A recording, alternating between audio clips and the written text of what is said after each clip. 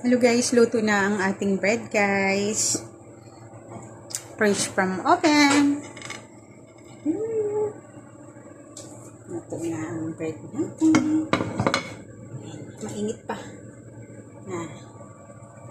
Cheese bread ko to guys.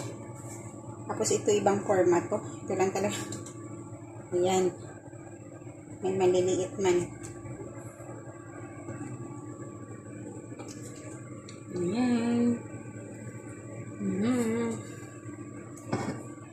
Fresh from oven guys. Lamigin na muna natin. Kasi mainit pa. Ayan, meron na tayong pang snacks.